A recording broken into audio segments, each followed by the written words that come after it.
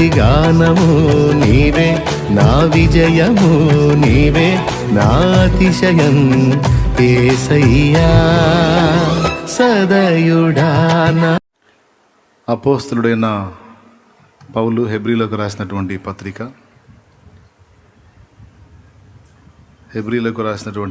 12వ అధ్యాయము 7వ వచనాన్ని చదువుకుందాం. శిక్షాఫలము పొందుటకై మీరు సహించుచున్నారు, దేవుడు కుమారులుగా మిమ్మల్ని చూచుచున్నాడు. తండ్రి శిక్షింపని కుమారుడెవడు? కుమారులైన వారందరూ శిక్షలో పాలు పొందుచున్నారు. మీరు పొందని ఎడల దుర్బీజులే గాని కుమారులు కారు. చాలు. ప్రభునందు ప్రియులారా, దేవుడు వేరు, మనుషుడు వేరు. దేవుని అంతస్తు వేరు, మనుషుని అంతస్తు వేరు. మనం దేవునితో పోల్చుకోవటానికి కాదు, కానీ దేవదూతలతో పోల్చుకోవటానికి కూడా పనికిరాం. మనకంటే వాళ్ళు ఎక్కువ మహిమలో అంతస్తులో ఉన్నారు, తక్కువ స్థితిలో మనం ఉన్నాం. దేవదూతలతోనే పోల్చుకోవడానికి మనం పనికి రాకపోతే ఇంకా దేవునితో పోల్చుకోవడానికి మనం ఎక్కడ పనికి వస్తాం? ఆయన ఎక్కడ, మనం ఎక్కడ? దేవునితో పోల్చుకోవడానికి, దేవునితో సమానం అనుకోవడానికి, దేవునితో ఏదో అనుకోవడానికి మనకి ఏ స్థానం, ఆ స్థాయి లేదు. కానీ క్రీస్తు యేసునందు మనకి దేవదూతల కంటే పై స్థానాన్ని దేవుడు అనుగ్రహించాడు. అది హెబ్రీ పత్రికలో మనకి కనపడుతుంది. తర్వాత యోహాను సువార్త 1:12 కూడా అది కనపడుతుంది. యోహాను సువార్త 1:12 త్వరగా చూడండి. తనను ఎందరు అంగీకరించిరో వారందరికీ అనగా తన నామమందు విశ్వాసముంచిన వారికి దేవుని పిల్లలగుటకు ఆయన అధికారం అనుగ్రహించెను. దేవుని పిల్లలగుటకు ఆయన అధికారం అనుగ్రహించాడు. ఆ తర్వాత హెబ్రీ పత్రిక 12లో ఇందాక మీరు చదివినటువంటి వచనాన్ని చూడగలిగితే, దేవుడు మిమ్ములను కుమారులనుగా చూచుచున్నాడు అన్నారు. అంటే దేవుడు క్రీస్తు యేసునందు మనకిచ్చిన స్థానం ఏమిటి అంటే, ఆయన సొంత కుమారుడిగా, కుమార్తెగా నిన్ను నన్ను దేవుడు భావించాడు. అదే రూఢి చేశాడు, అదే నిజం. ఆయన దృష్టిలో మనం పిల్లలం, కుమారులం, కుమార్తెలం. మన దృష్టిలో దేవుడు మన తండ్రి, మన ప్రభు.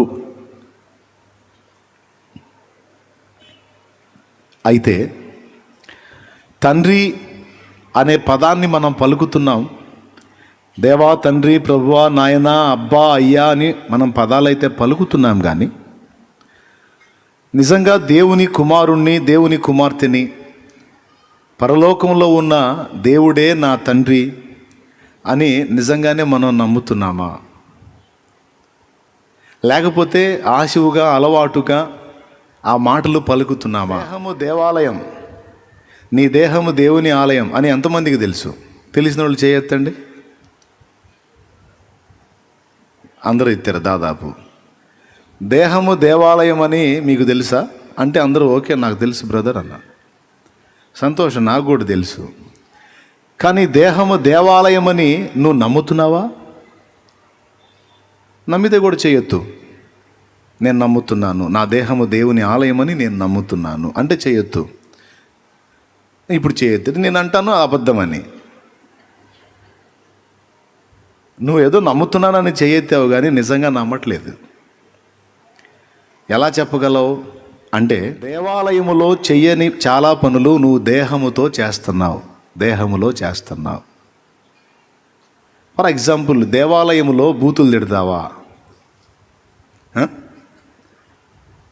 బండబూతులు తిట్టేవాడు కూడా దేవాలయంలో రాగానే భక్తుడైపోతాడు. బజారు మొత్తం గడగడలాడించేటువంటి వనితా శిరోమణి సైతం అంటే ఎలా గడగడలాడించింది? వాయిస్తో, బూతులతో. అలాంటి మనిషి సైతం దేవాలయంలోకి రాగానే భక్తురాలు అయిపోతుంది. అసలు ఎవరేందో ఏం అర్థం కారు సన్నిధిలో.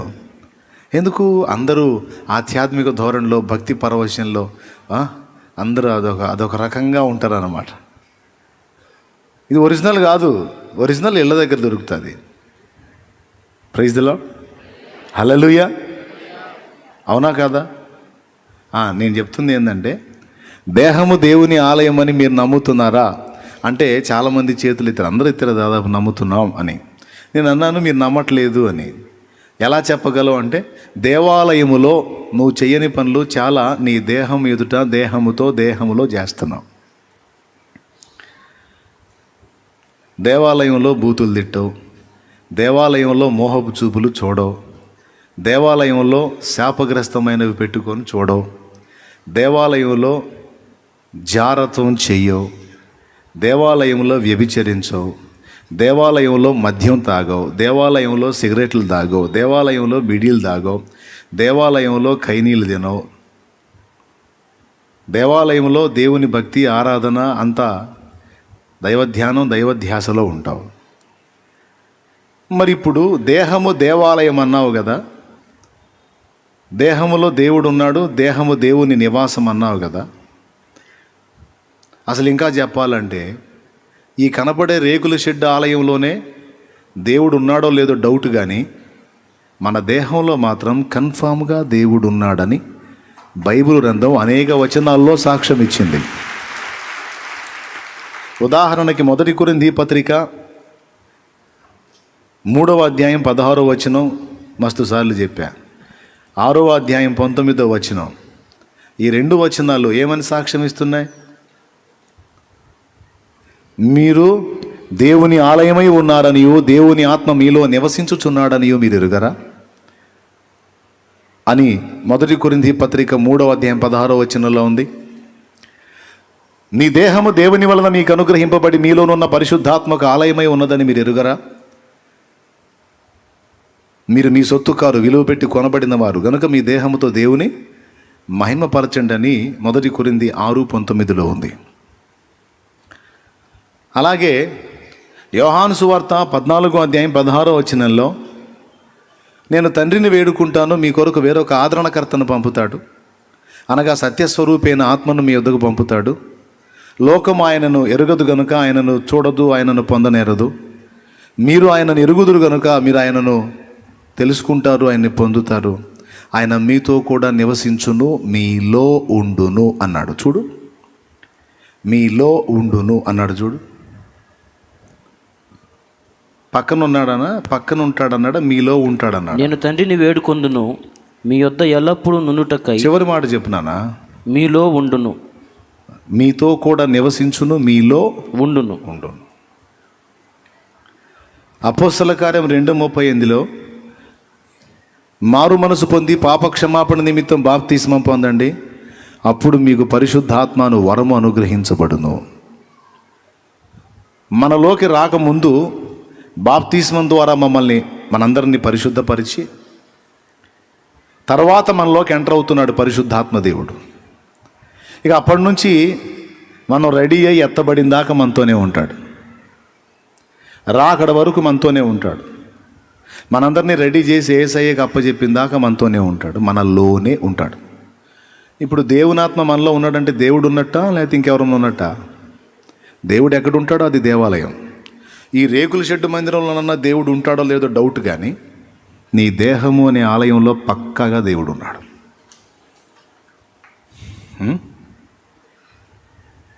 ఈ ఆలయంలో ఏదన్నా కాస్త అలాటోలాగా ఉన్నది వేరే సంగతి, కానీ దేహము అనే దేవాలయంలో చాలా జాగ్రత్తగా ఉండాలి.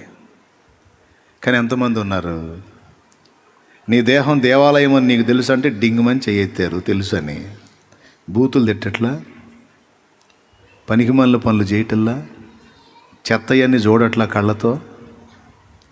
మరి దేహం దేవాలయంగా నమ్మావుగా, తెలుసుగా నీకు. ఏడ నమ్మితే ఆ చెత్త వ్యవహారాలను ఎందుకు చేస్తా చెప్పండి?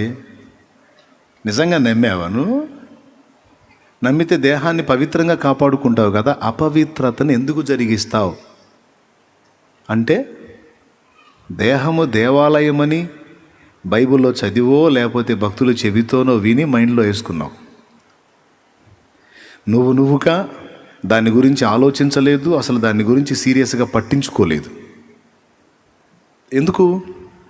వాళ్ళు వీళ్ళు అన్న మాటలు లేదా బైబిల్లో ఉన్న మాటలు తలకాయకి ఎక్కించుకున్నావు. కానీ దేహము దేవాలయం అంటే దేవుడు నాలోనే ఉంటున్నాడా? అప్పుడు మరి దేవాలయంలో నేను ఎలా ఉండాలి అనే భయం నీకుంటుంది. టోటల్గా విషయం ఏంటంటే నువ్వు నమ్మట్లది.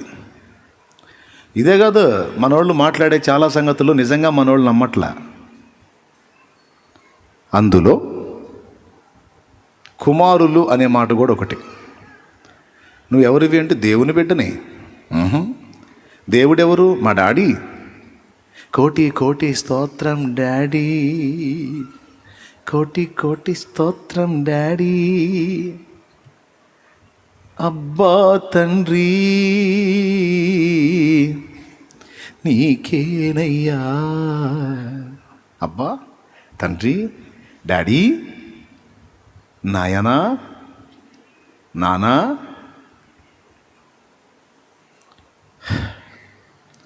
దేవాలయం అని నమ్మట్లేదు. దేవుడు నా తండ్రి, నేను దేవుని కొడుకుని కూతుర్ని అని ఏదో పెదాల్లో పలుకుతున్నావు, కానీ హృదయంలో అలా విశ్వసించట్లేదు. నేను చెప్తున్నా, దేహము దేవాలయం అని రూఢిగా నువ్వు నమ్మితే అపవిత్రత ఎలా జరగనిస్తావు? ఒకవేళ అపవిత్రతకు తావిచ్చావు అంటే నువ్వు దేహం దేవాలయం, దేవాలయంలో అపవిత్రత జరగకూడదు అని నమ్మట్లేదు. అది నమ్మితే ఖచ్చితంగా మనం జాగ్రత్త పడతాం. ఇంతవరకు ఎంతమందికి అర్థమైంది? ఇప్పుడు చెప్పండి, నమ్ముతున్నారా దేహం దేవాలయం అని? ఒకవేళ ఇప్పటిదాకా ఆ విషయంలో బ్యాలెన్స్ మిస్ అయితే ఇక నుంచి జాగ్రత్త పడు.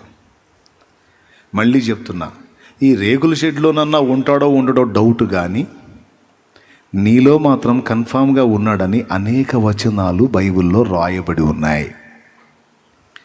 ఎఫెసీ పత్రిక 4:19 మీరు చూడగలిగితే, విమోచన దిన వరకు ఆయన యందు మనం ముద్రించబడి ఉన్నామన్న మాట కూడా ఉంటుంది. 19 29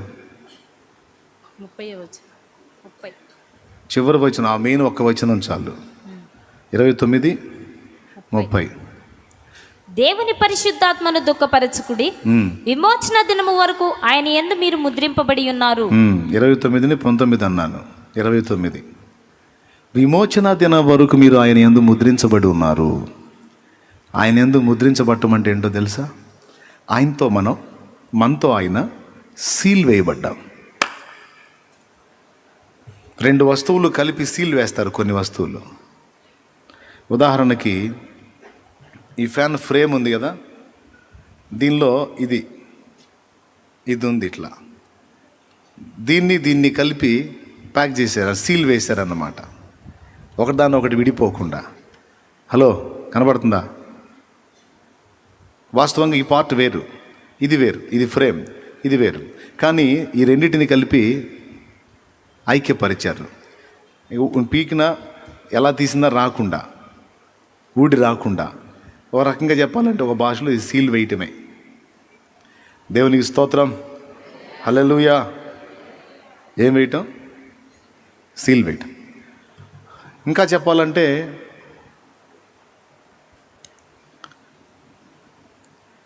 రెండు వస్తువులు కలిపి ఒక తీగ లాంటిది కట్టి సీల్ వేస్తారు కొన్నిటికి. ఐడియా ఉందా? అది కూడా ఉంది. అట్లాగా దేవుని ఆత్మ, పరిశుద్ధాత్మ, మనం విమోచన దినం వరకు అంటే ఎప్పటిదాకా తెలుసా? దేహము విమోచింపబడే దినం వరకు. ఈ దేహం విమోచింపబడ్డ తర్వాత ఇక ఆయనతో మనకు నిమిత్తం లేదు.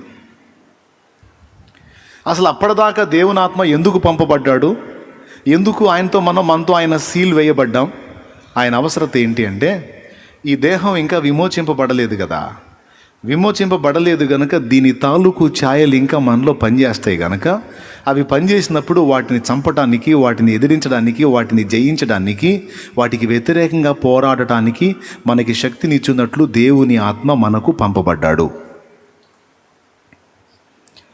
నిద్ర వచ్చిన వాళ్ళు గట్టిగా స్తోత్రం చెప్పండి. మెలుగుతున్న వాళ్ళు చెప్పండి. ఆహా, మంచి షార్ప్గానే ఉన్నారు. చూద్దాం ఎప్పుడన్నా ఈ మొత్తం కూటంలో బుక్ అవ్వకుండా ఉంటారేమో. సరే, ఎందుకు అలాగా మనతో ఆయన ఉన్నాడు? ఎందుకు సీల్ వేయబడ్డాం అంటే అవసరం. ఆయన ఏ రోజు వరకు అవసరం అంటే ఎఫెసీ పత్రిక 4:29-30 చెప్పాడు, విమోచన దినం వరకు. ఏ విమోచన? దేహ విమోచన. ఈ పాపంతో నిండిపోయిన ఈ పనికిమాలిన శరీరం ఉందే, లోపల ఆత్మేమో ఒక లక్షణం, పైన శరీరం ఏమో ఇంకో లక్షణం. ఎద్దు దున్న రెండు కట్టి వ్యవసాయం చేస్తే ఒక కాడికి ఎద్దుని దున్నని రెండింటినీ కట్టి వ్యవసాయం చేపిస్తే అదేమో ఎండకు లాగిద్ది, ఇదేమో నీడకు లాగిద్ది. సాగదా వ్యవసాయం? ముందుకు పోయిద్దా? ఎప్పుడైనా చూసారా? అదొక పక్కకు లాగుద్ది, ఇదొక పక్కకు. కడితే రెండు దున్నలనే కట్టాలా, లేకపోతే రెండు ఎద్దులనే కట్టాలి. ఎద్దుని దున్నని కట్టామంటే రెండు దారులు లాగుతాయి, కాడి కలవదు. ఇప్పుడు మనకి రెండు అయిపోయినాయి అన్నమాట. శరీరం ఏమో ఎద్దు అయిపోయింది, ఆత్మేమో, ఆ శరీరం ఏమో దున్నయింది, ఆత్మేమో ఎద్దు అయింది అన్నట్టు. కలర్లు కూడా సెట్ అవుతాయి కాబట్టి దేవునికి స్తోత్రం. క్రీస్తు రక్తము చేత ఆత్మ విమోచింపబడింది, కానీ దేహం ఇంకా విమోచింపబడాల. విమోచింపబడలేదు గనుక దాని తాలూకు లక్షణాలు పనిచేస్తాయి. అందుకే మేలైనది చేయాలన్న కోరిక కలుగుతుంది, కానీ అలా చేయటం జరగట్లేదని బాధపడతాడు పౌలు. కారణం శరీరం. అందుకని దానికి పగ్గాలేసి కంట్రోల్ చేయటానికి దేవుని పరిశుద్ధాత్మ మనకు సహాయకుడయ్యాడు. మనతోనే ఉండటానికి ఇష్టపడ్డాడు. కేవలం నాకు యేసు కావాలి, ఆయన సన్నిధి కావాలి, ఆయన రక్షణ కావాలి, ఆయన రాజ్యం కావాలి అని అడిగిన ఒకే ఒక కారణాన్ని బట్టి దేవుని ఆత్మ మనకు అనుగ్రహించబడ్డాడు. చూడు, ఆ ఒక్కటి నువ్వు ఆశించినందుకు డైరెక్ట్గా పరిశుద్ధాత్మ నీలోకి వచ్చేశాడు. విమోచన దినం వరకు ఆయన ఉంటాడు. ఇక విమోచన జరిగిన తర్వాత, అంటే ఈ మట్టి శరీరం మహిమ శరీరంగా మారిన తర్వాత ఇక ఆయన అవసరం లేదు. ఎందుకు అంటే అప్పుడు ఇందులో పాపం ఉండదు, మహిమను ధరించుకుంటుంది కదా. అప్పుడు ఇందులో పాప బీజం పనిచేయదు. చేయాలన్నది చేయగలుగుతాం, వద్దన్నది మానేస్తాం. ఆ కంట్రోల్నెస్ అనేది ఈ బాడీకి అప్పుడు వస్తుంది. గ్లోరియస్ బాడీకి ఉంటుంది, ఈ బాడీకి ఉండదు. అర్థమైందా? ఆ విమోచన కార్యం జరిగిన దాకా పరిశుద్ధాత్మ మనకు తోడుంటాడు. విమోచన దినం వరకు. ఎప్పుడు ఈ విమోచన అంటే యేసయ్య రెండవ రాకడలో. యేసయ్య రెండవ రాకడ వరకు భూమి మీద పరిశుద్ధాత్మ కార్యం జరిగింది. ఆయన రెండవ రాకడలో ఆయన సిద్ధపరిచిన సంఘం మొత్తాన్ని అప్పచెప్పి ఇక ఆయన తన ప్లేస్కి తను వెళ్తాడు. ఇది జరిగే విషయం. ఇప్పుడు చెప్పండి, అసలు ఎందుకు వచ్చాడు పరిశుద్ధాత్మ మన కోసం? భూమి మీదకి ఏం చేయడానికి వచ్చాడు? ఏమో నీ బొంద, మాకేం అర్థమైందంటారా? అర్థమైతే చెప్పండి. ఎందుకు వచ్చాడు ఆయన? మనతో కలిసి ఆడుకోవడానికి వచ్చాడా? పాడుకోవడానికి వచ్చాడా? ఎందుకు వచ్చాడు పరిశుద్ధాత్ముడు? ఎందుకు వచ్చాడు? విమోచింపబడని దేహము యొక్క పనికిమాలిన చేష్టలను జరగనీయకుండా అడ్డగించి ఆత్మ సంబంధమైన విలువలు నిరిగి ఆత్మీయులమై మనము దేవుని కొరకు బ్రతుకున్నట్లు మనల్ని సిద్ధపరచడానికి, సర్వసత్యంలోకి నడిపించడానికి, యేసు పోలిక మనలో రూపించడానికి, ఆదరించడానికి, సర్వసత్యంలోకి మనల్ని నడిపించడానికి, తండ్రి చిత్తం మనలో నెరవేర్చడానికి, శరీర క్రియలను మనలో అధిగమింపచేయటానికి ఆదరణకర్త మన కొరకు పంపబడ్డాడు. వచ్చిన ఆయన ఎక్కడున్నాడు? మనలోనే ఉన్నాడు. ఎప్పటిదాకా ఉంటాడు? మీకు దండం పెడతాను, నోరు తెరిచి చెప్పండి, నాకు మళ్ళీ ఆకలి అవుతుంది. ఏ రోజు వరకు? ఏం విమోచనం? శరీర విమోచనం, ఆత్మ విమోచనం. మరి ఆత్మ విమోచన అయిపోయింది. బాప్తీసం పొందినప్పుడే ఆత్మ విమోచింపబడింది. ఇక విమోచింపబడాల్సిందేది అప్పటిదాకుంటాడు. అది ఎప్పుడు జరిగిద్ది? శరీరం విమోచింపబడకపోతే ఏమి, విమోచింపబడితే ఏమి? పరిశుద్ధాత్మ ఎందుకంటే శరీరం విమోచింపబడలేదు కనుక దాని తాలూకు లక్షణాలు ఖచ్చితంగా మనలో పనిచేస్తాయి కనుక వాటిని జయించటానికి మనకు శక్తి సప్లై చేయటానికి వచ్చాడు.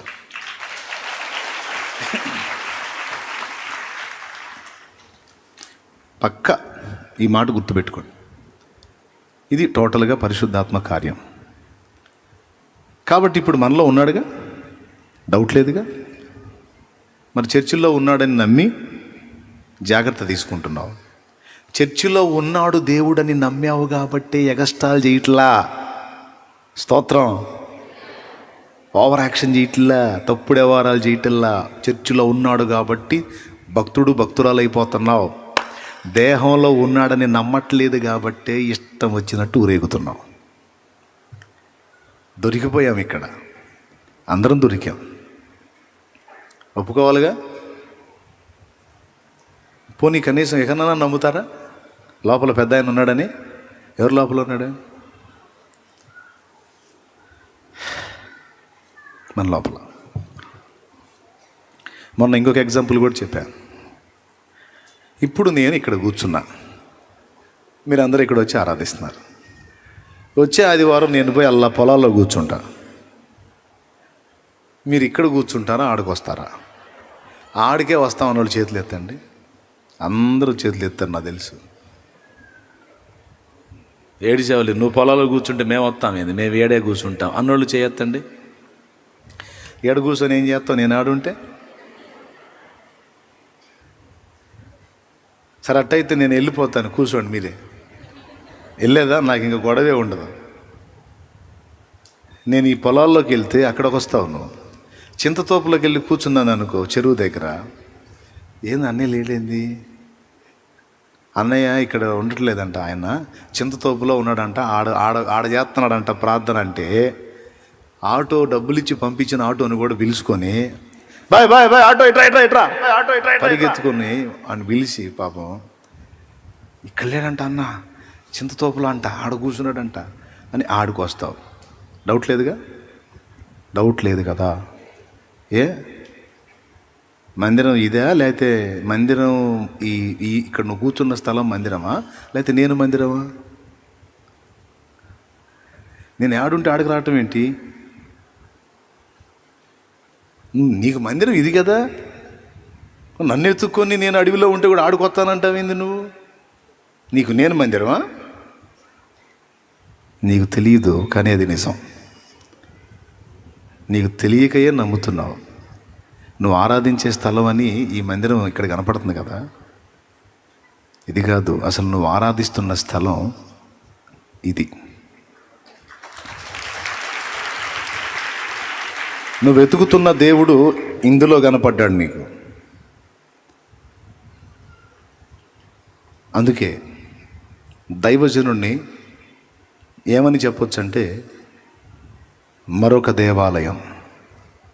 పరిశుద్ధులందరూ ఆరాధించే స్థలం అంటే రేకుల షెడ్డు కాదు.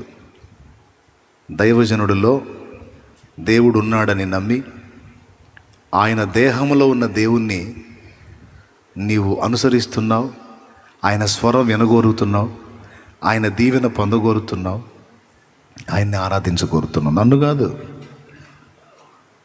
నాలో ఉన్న దేవుని. ఇప్పుడు రేకులు తీసి ఆకులు వేస్తాం, అయినా సరే వస్తావు. అసలు రేకులు ఆకులు ఏముండవు, ఓపెన్లో ఎండలో అట్టనే కూర్చుంటా, వస్తావు నువ్వు అంతే. పెద్ద ఫోజు నిజమే అనుకో, అయినా దాన్ని బట్టి పెద్ద ఫోజు కొడతావేంటి నువ్వు అనొద్దు. ఇప్పుడు నువ్వు కూడా ఫోజు కొట్టడానికి నీకు కూడా ఒక మాట చెబుతా. నేను మీకు మందిరం, మీరు కూడా సమాజానికి మందిరమే. నీ కుటుంబంలోని వ్యక్తులు, నీ బంధుజనావళి, నీ సమాజంలోని వ్యక్తులు ఆరాధించేటువంటి స్థలంగా నిన్ను భావిస్తారు. నీలో ఉన్న దేవుణ్ణి గుర్తించడానికి ప్రయత్నిస్తారు. అందుకే నువ్వు త్రోవన వెళుతున్నావు, కొంతమంది నిన్ను పిలిచి, అక్క ప్రార్థన చేయవా, ఈ బిడ్డ మీద చేయి పెట్టవా, దీవెనలు ఇవ్వవా, అన్న ప్రార్థన చేయవా, ఈ బిడ్డ మీద చేయి పెట్టవా, నువ్వు ముట్టవా, నువ్వు దీవెనలు ఇవ్వవా అని అడుగుతారు. ఎందుకో తెలుసా? వాళ్ళు నీలో దేవుణ్ణి చూశారు. ఎవరిని? నీలో దేవుణ్ణి చూశారు. దేవుడు నీలో కనబడ్డాడు కనుక నేను నిన్ను పిలిచి వారిని ముట్టమని కోరుతున్నారు. నీలో దేవుడు వారికి కనబడకపోతే ఎందుకు పిలుస్తారు నిన్ను? చాలామంది పురుషులు ఉన్నారు, నిన్నే ఎందుకు పిలుస్తున్నారు? చాలామంది స్త్రీలు ఉన్నారు సమాజంలో, మీ బజార్లో, కానీ పని కట్టుకొని నీ దగ్గరికి వచ్చి ప్రార్థన చేయమని ఎందుకంటున్నారు? చాలామంది ఉన్నారు మీ వీధిలో, కానీ పని కట్టుకుని అన్నా అని నీ దగ్గరికి ఎందుకు వస్తున్నారు? ఆ సమాజంలో మిగిలిన వాళ్ళు ఎవరిలో కనబడని దేవుడు నీలో వాళ్ళకి కనపడ్డాడు. అది రహస్యం.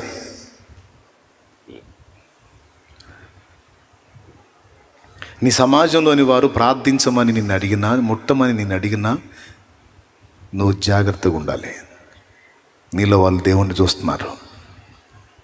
నువ్వు దానికి తగ్గట్టు జాగ్రత్తగా ఉన్నావంటే వాళ్ళు కూడా దేవుని వైపు ఆకర్షింపబడే అవకాశం ఉంటుంది. సరే, పాయింట్కి వస్తాం. మెయిన్ పాయింట్, దేహము దేవాలయం.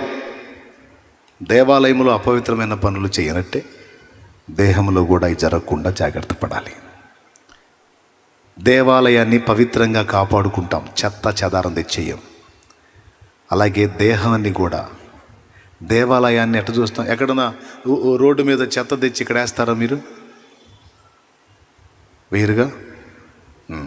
శరీరానికి కూడా, శరీరం దేవాలయం, శరీరాన్ని కూడా ఎక్కడెక్కడ చెత్త అంతా తెచ్చి వేయకూడదు. పిచ్చి పిచ్చి నోట్లో వేసుకొని నవ్వకూడదు.